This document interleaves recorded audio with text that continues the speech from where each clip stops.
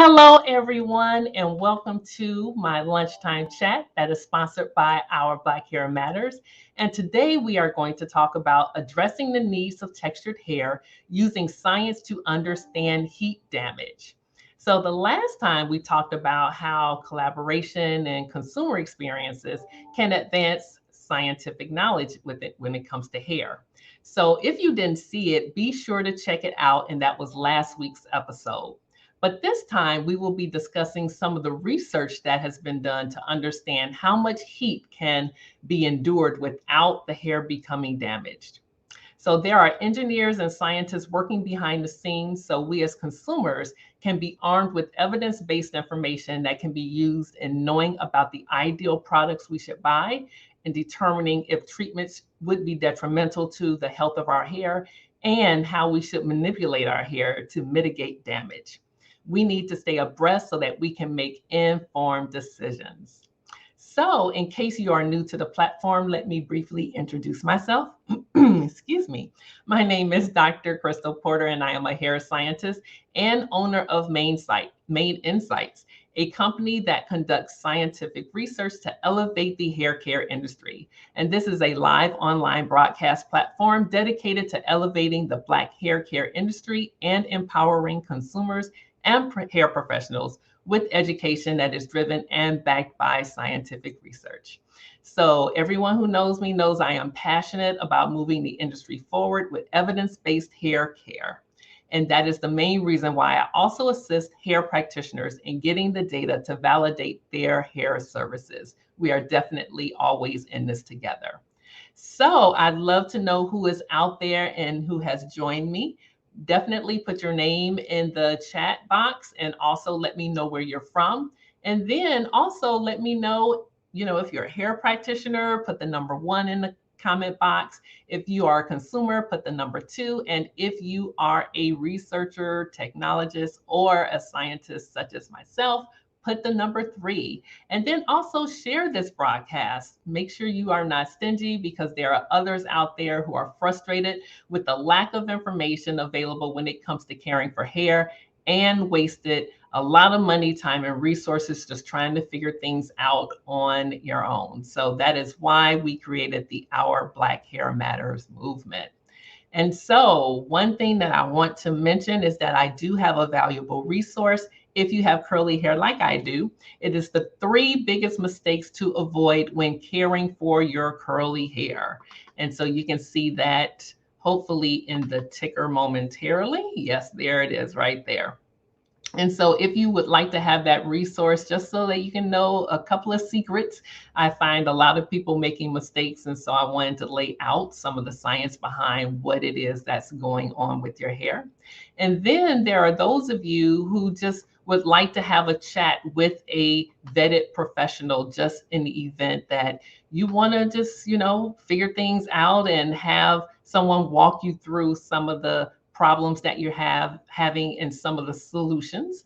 And so you can also go here to OBHM Consult through bit.ly. So bit.ly/OBHM Consult. All right. So this is part two of an interview that I have with Dr. Tahira Reid Smith. So I'm going to bring her on now. And I'm also going to just go over her bio because I think it's extremely impressive. And so Dr. Tahira Reid Smith is an associate professor at the School of Mechanical Engineering at Purdue University, and she was also a NASA visiting scholar for fall 2020. Her research involves the quantification and integration of human-centered considerations in engineering systems and or the design process. Her research program has received funding from the National Science Foundation, Procter & Gamble, the Air Force Office of Scientific Research, and many others. Her projects that involve the intersection of diversity and mechanical engineering have been featured in media sources, including National Geographic, NBC's Today Show, Essence Magazine, Reuters, National Public Radio, and many others. Dr. Reid Smith obtained her bachelor's and master's degrees in mechanical engineering from Rensselaer Polytech Institute and she received her PhD in design science from the University of Michigan, Ann Arbor. So thanks for joining again for part two. Thank you for having me. This is fun. Yeah. So I wanted to have part two because you've done research that I think is very unique because we talk about heat damage all the time, and you hear people complaining about it, giving advice as to try to, prevent it from happening in the first place. And so I wanted to really focus this particular chat to just dive into some of the research that you have done and the implications in terms of what we as consumers can learn from it. So let's kind of remind our viewers about your personal passion that motivated you to do research on textured hair in the first place. Sure. Yeah, that motivation comes from being a mechanical engineer who also happens to be a Black woman that has hair that needs time and attention and care since childhood. I would say that that certainly influenced me a lot. As a Black woman, our hair is a big deal. It's like an event. It's a ritual. There's a rites of passage. It's everything.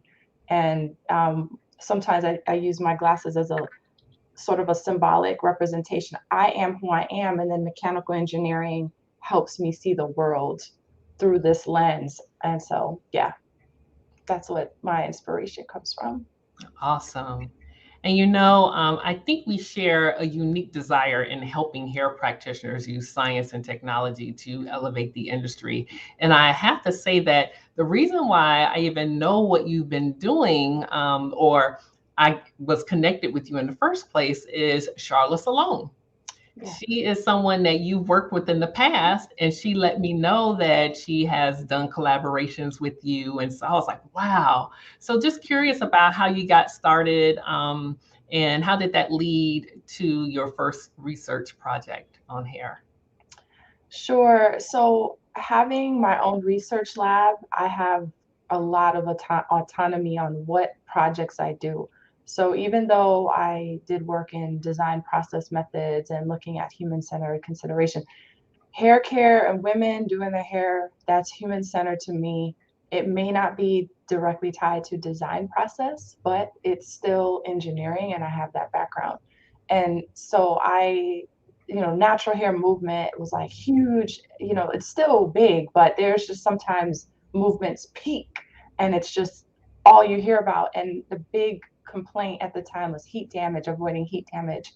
And or how do you reverse it, all of that kind of stuff. And I saw a lot of women on YouTube trying to describe and explain strategies. And I was like, man, as a mechanical engineer, we understand heat transfer. I mean, we actually have an entire semester long course on heat transfer. You learn about convection, conduction, I mean, all the different types of methods of heat transfer and calculating it and quantifying and all of that. And so I was like, oh gosh, we should be studying this and look at systematic ways to understand this problem and see the big picture dream would have been this is the big picture dream.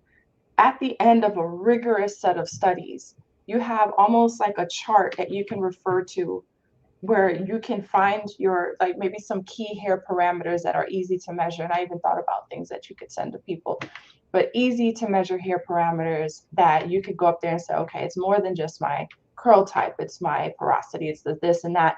And according to the research, I should be able to flat iron my hair once a week at 300 degrees using these flat irons, right? Because all the flat irons are different. We actually did a review of uh, flat irons and looked at their temperature profiles, and they were all over the place.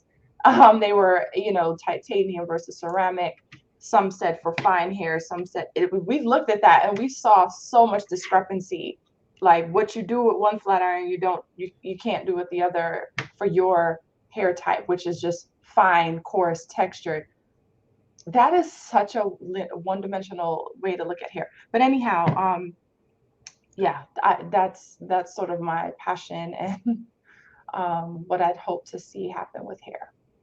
Yeah, so I want to talk a little bit about the mechanical engineering perspective because one of the things that we can't do out in the real world without, some mechanical engineering influence is to like standardize the flat iron and the pressure that you add to the hair or the amount of hair that goes, in between the flat iron plates. So can you talk a little bit about the process in terms of what you did that makes it, like science and standardized so that you can answer some of the questions? Because I don't think a lot of people realize the in-depth just considerations that you have to use when putting together a, a, um, a project and trying to standardize everything. Can you walk us through that?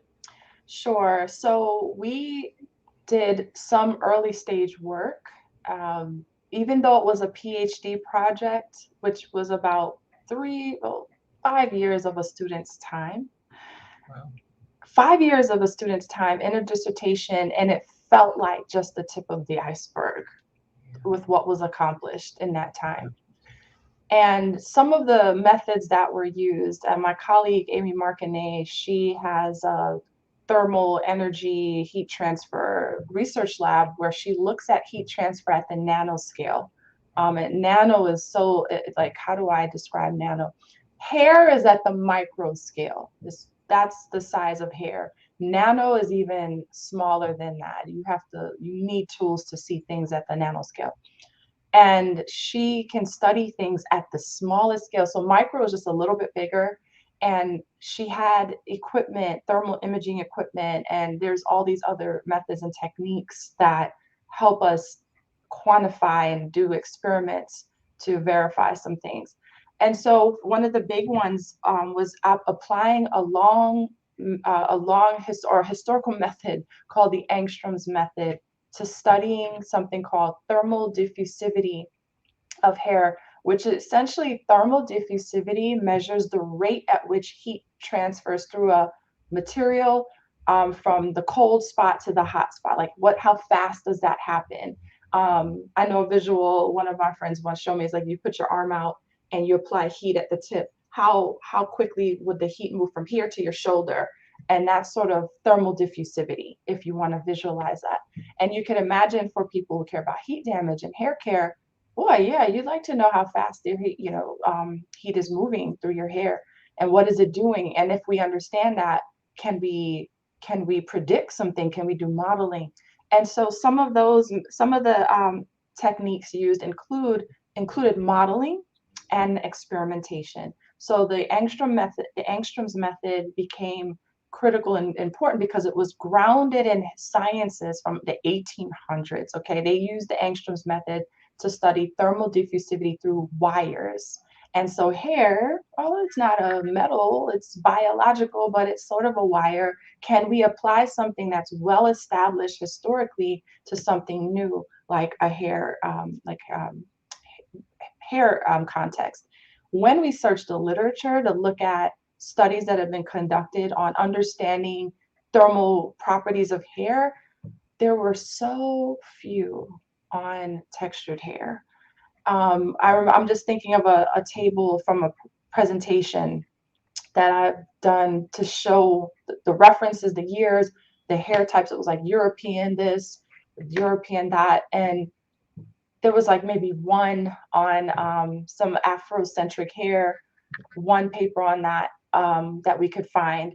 And then we looked at, I think that was actually thermal conductivity. The other, diffusivity. Then we looked at the samples. It was sort of like Asian male. It's almost like people just like pulled hair off their head and then studied it and published a paper on it. So we looked at even that. We're just like, wow, even the things that are published, peer reviewed, they are limited. Like, what in the world?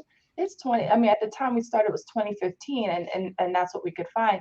Not, so there was huge opportunity to study this. Um, we've had, I tell you, there's a lot of, it's hair care is territorial. There were some we tried to publish something, our results in a particular publication that I think is the Journal of Cosmetic Chemists, or one of those, I guess, prominent ones where hair care research is published.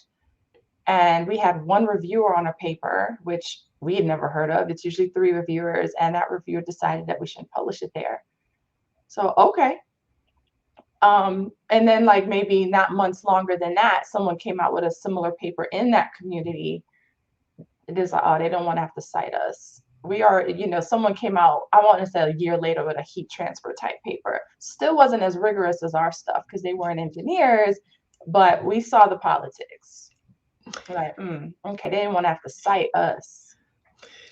Everything is political. But if you were able to get it into a journal prior to or before them, then it would be advantageous for them to cite you anyway. But yeah, I do understand the politics involved. And you're right. You're right. But that's why we have our Black Hair Matters, so that we can take control of the information that's put out there. But you're right. When you're in the academy, we want to publish. And yeah, we have to figure that out. We got to get the information out to the masses regardless. And we have a similar, I would say, I guess, circumstance where me and my research partner, Dr. Jared Hampton Marcel, he and I went to publish a paper in the dermatological journal, and only one reviewer reviewed it. One. Same thing. And we didn't get the opportunity to even revise it. And we were like, we can't even revise it. I mean, and then the one, yeah. So we can go on and on about the politics, but you're right. We need to make sure that the information gets disseminated regardless, and we can start to elevate the industry. Yeah, sorry, I went on a bunny trail there, but Wait, and you started me on my yes, little rant as well, so I get it. yeah, but yeah, experimentation, some simulations were done. It was, in a nerdy way, it was just so cool to be able to see a MATLAB simulation. And for the audience that may not know what MATLAB is a software program that a lot of people who need to do math calculations, they use. It's very common for engineers to use it, and I know it's not limited to engineers.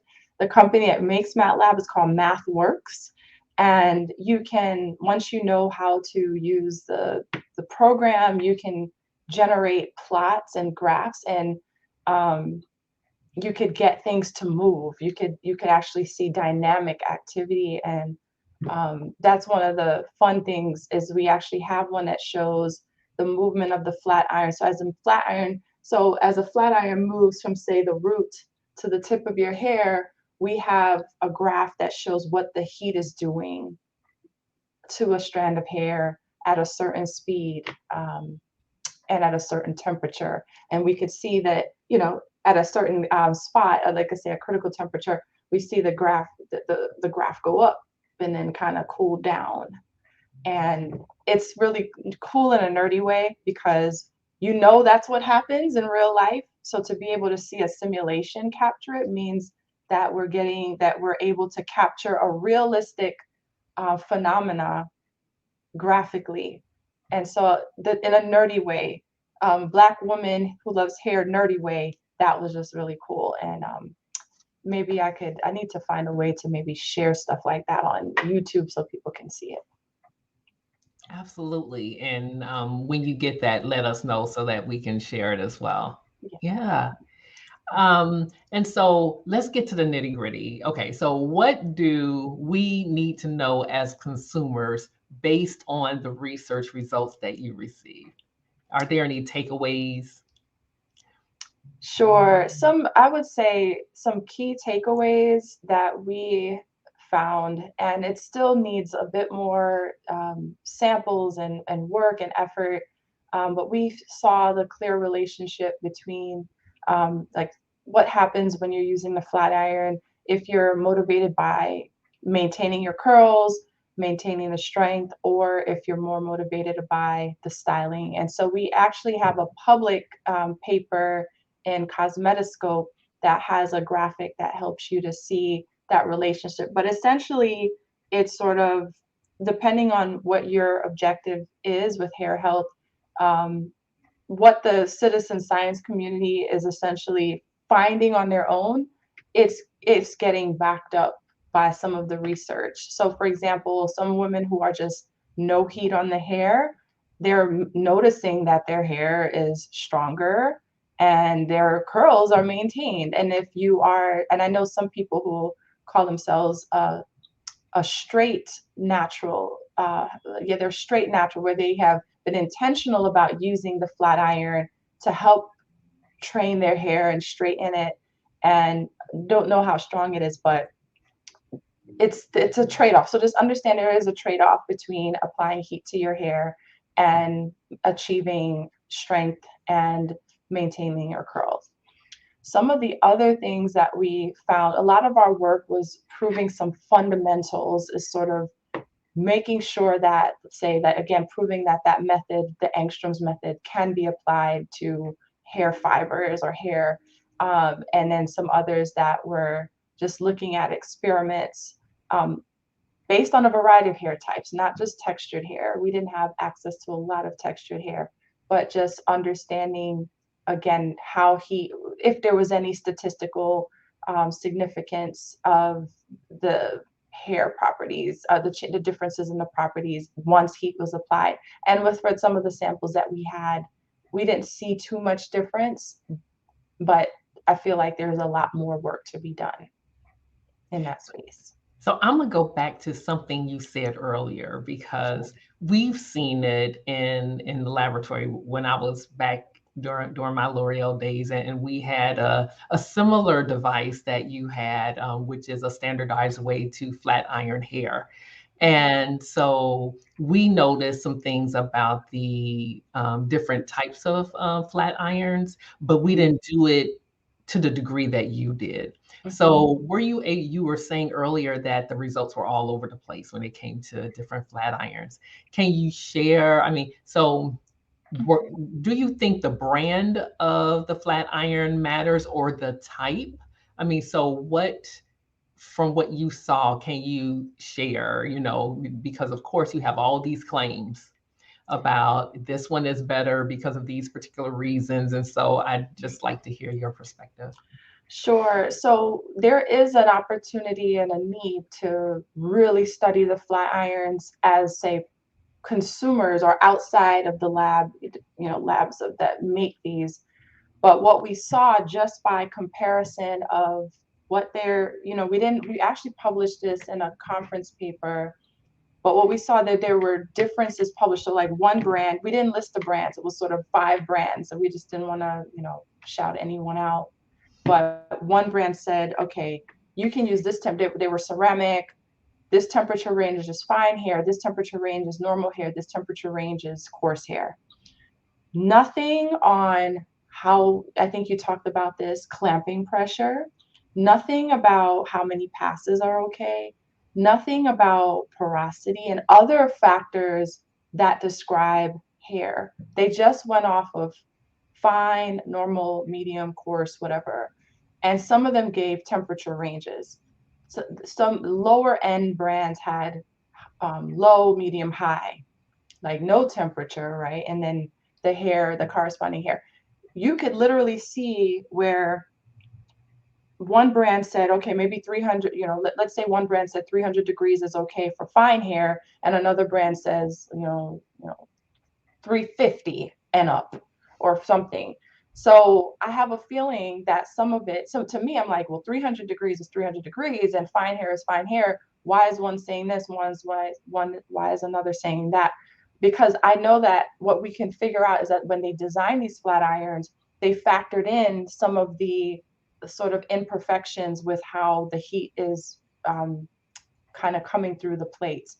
So one of them in particular, our former student did a test and saw that the temperature actually fluctuates. It actually, you might set it to say 200 degrees, but it actually goes like 180 to 205. Like it just it's sort of giving you an average of about 200, and it's not a steady 200. And maybe this is a safety mechanism. There is a huge mystery about some of the rationale. We can make inferences about the rationale that hair flat iron makers used to create them and put them out to the public.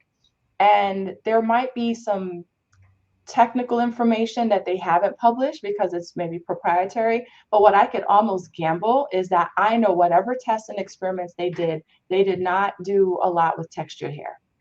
I could almost guarantee that without seeing it, because that's just the nature of how things happen for us. We're not always represented just by the publications. I mean, we're not always represented in the publications. We're not always represented in a lot of things. So you could easily infer that those decisions were made with little to no textured hair considerations. Yep, I concur. I agree 100%. And that is an issue, which is why we need to demand to see the data. Like, okay, you're making these Yes, claims. yes, Is curly hair considered? And how about the degree of curl? And yes, then you have to consider the morphology or the structure, the external structure, yes, and how that can impact yes, how it can affect the hair. So, I mean, there's so many other things that need to be considered. So, thank yeah. you for even starting the discussion. So, one of the things that we saw was that the distribution of heat along the plate or the I guess surface area of the plate, Sure. that was something that we saw that some brands made it less of, so it didn't fluctuate as much as Sure. other brands. It was like heat spots, so to speak. Yeah. So in some Wow. areas of the plate, it was hotter than in others. So we were able to observe that, but we didn't, like I said, didn't do it to the extent that you had the instrumentation to do. So would you make and not brand wise, because I do respect that you didn't share that in your paper, but how about the type? Do you think that ceramic is better than titanium, or the coating? You hear that it's infused with like oils, which I have no idea how that's even possible, but there's so many claims that they have. Did you see any particular type better than another? Now that part we did not get to test. And I mean, you're inspiring me right now, actually, because next semester I have a student that wants to do an independent study with me. And I'm like, you know what? This could be his project. This could be what he works on for the semester to get down to the nitty gritty of ceramic versus titanium, and see if any others have done anything yet, and seeing what we might learn. Because and like do look at whatever results you found and follow up and add to it. But no, we don't have. I can't tell you titanium versus ceramic at Okay. this moment. Yeah, my guess would be that it would be brand dependent. That depending upon Yeah. how they mechanically how they make it is going to dictate how it works. And nowadays you have so many white labeled or private labeled instrumentation. So you can go to different sources and get the exact same flat iron, just stick another name on it, and you can make these Mm. claims. So, I mean, yeah, I'd be really curious to know how many brands really make and engineer their own devices. I'm not convinced that that's really even happening. So, Yes. And here's another thing that I find that we as engineers had raised eyebrows about: heat protectant. What exactly is heat protectant protecting your hair from? Most women are saying it protects you from heat damage. Now, being the nerdy, detail-oriented engineer, when a stylist puts some on their hand and they go like, how do you get it? How do you know it's getting on all the hair? Again, what is it protecting you from? And there was some preliminary studies that we did that we concluded, but again, preliminary, we need more statistics. We concluded that what the heat protecting is doing, and I don't know if you've studied this and found, but what it's doing is it's providing additional glide on the hair, so that you're not sort of, so if you're passing it in, it helps you to, passing the flat iron over it helps you to go faster, if anything. Because when we think of a strand of hair and you do this rub on or spritzing, how much do you need to like, again, what are you protecting it from? Because you can still get heat damage with heat protectant on your hair if you are using a temperature that is not conducive for all your hair properties, right? So that to me, and I see people who, even some of citizen scientists too, and stylists.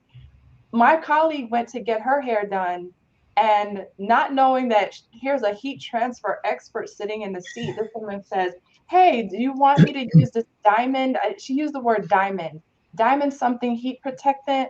And she's like, "Diamond? Like what? No, no thanks." And she was selling it like she knew the science of it. So the salesperson told her, and so now she's telling the customer, she's taking the salesperson's word.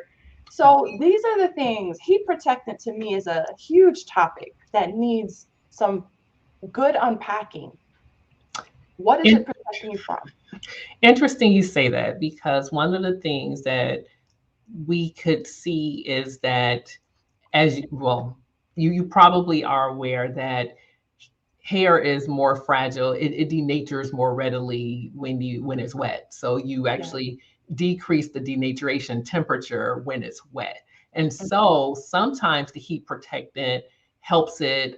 So using that instead of something over moisturizing or hydrating, I tell people all the time, I was like, if it's really hydrating your hair and you're adding heat, that's not good. Because Yes. it lowers that denaturation temperature. And for those of you who may not know what that is, it that makes it more susceptible to heat damage, is what I'm saying. So you can use the exact same temperature on hair that is wet, and you can have damage to your hair. But then if it's dry, you may not have that damage because the heat is not affecting the fibers because of the dry state. So that is something that needs to be considered. So when you say you're using a heat protectant, most of the time, if it has a lot of water, then it's not really protecting it. But if it does not have a lot of water, then you can, say that you're protecting it from you having a lot of hydration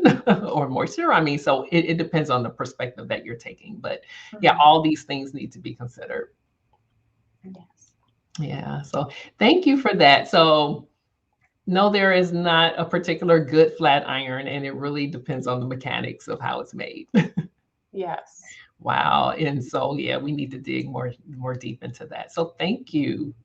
So, what do you see in the future for next steps in research? I mean, are you doing, so we hit on this the first part, and we had a little bit of communication technical difficulties. So, can you explain how someone who may be interested in a collaboration with what you're doing, how they can reach you and what's next? Sure. I would say that there's myself and my colleague at Purdue, we're trying to get a center established, a center on hair science, especially textured hair science. Um, we call it the Center for This, which stands for Textured Hair Innovations in Science. That's sort of the dream name of it, the Center for This.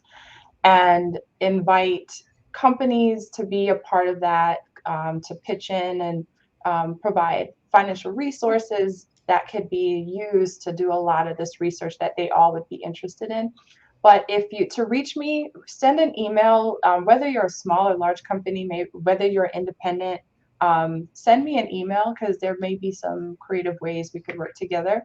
My email is Tahira, TAHIRA at purdue.edu, and we can take it from there. If you have trouble, you can just Google me.